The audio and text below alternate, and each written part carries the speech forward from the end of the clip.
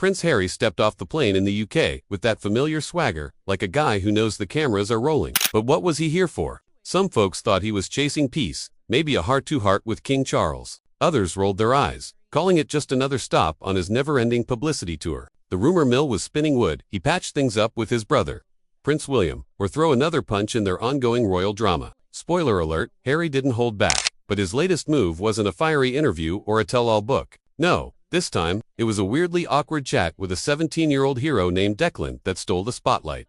Let's talk about Harry first. Once the cheeky, lovable prince, he's now the guy who can't seem to step out of his own story. He's built a brand on family feuds, spilling tea in books, and podcasts. Every move feels like a calculated jab at William or the royal family, wrapped in a shiny healing package. He's despair who's made his pain a full-time job, and this UK visit was no different. You'd think a charity event like the WellChild Awards, where kids who've faced unimaginable challenges are celebrated, would be a chance for Harry to shine, to focus on others. But somehow, he made it about himself. Now, let's meet Declan, the real star of this story. This kid's not your average teenager. At 6, he faced a nightmare called Stevens-Johnson syndrome, a rare condition that stripped away 96% of his skin, his hair, even his nails. Doctors said he had a 20% shot at survival. Most people would have crumbled, but not Declan. He fought back, relearned how to walk, read, and live. He's not just a survivor. He's a force, raising over £25,000 for charities, climbing the O2 Arena despite his impaired vision, all with a humble smile.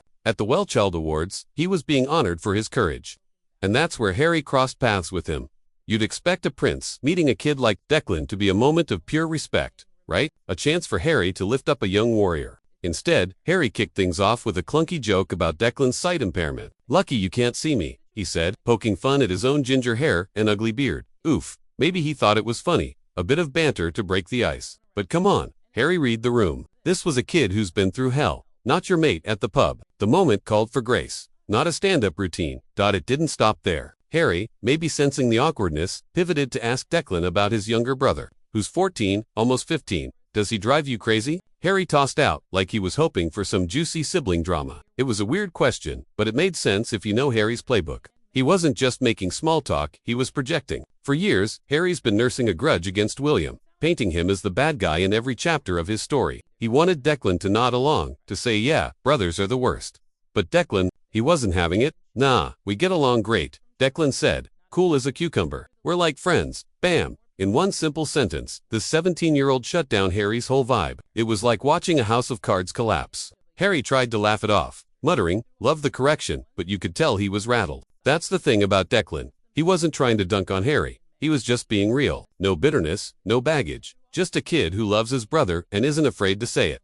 But Harry kept pushing. "Siblings, huh?" he said, like he was inviting Declan into some secret club of brotherly grudges. Declan didn't bite. Harry tried again, asking if the brothers went to the same school, clearly fishing for some tension. "That's gotta be tough, right?" he prodded. Declan, unfazed, just shrugged. "It's nice having him around. We look out for each other." And there it was, the moment Harry's whole narrative fell apart. You could almost see the gears grinding in his head. For a guy who spent years framing his brother as the enemy, the idea of siblings actually liking each other, it was like hearing someone say they love soggy cereal. It just didn't click.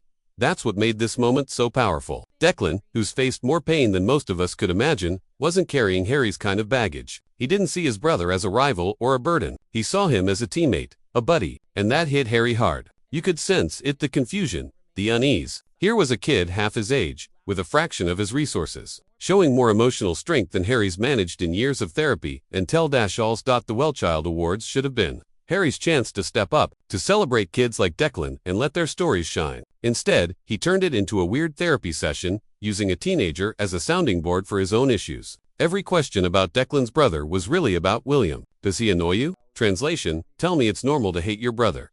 But Declan's answers were a mirror Harry wasn't ready to face. This kid, who'd stared down death at 6, had a clearer view of family and loyalty than a prince with a Netflix deal. By the time Harry walked away, you could bet that conversation stuck with him. Not because Declan called him out, he didn't. Declan was just being himself, honest and grounded. But that's what made it sting. Harry's spent years turning his pain into a brand, while Declan, who's got every reason to be angry at the world, chooses joy. That's the difference. Harry's still chasing validation, still orbiting the same old wounds. Meanwhile, Declan's out there living, raising money, climbing arenas, and loving his brother without a hint of drama. In the end, it wasn't about headlines or viral moments. It was about a quiet truth. Harry, surrounded by real heroes, still found a way to make himself the victim. And Declan, without even trying, showed him what strength really looks like.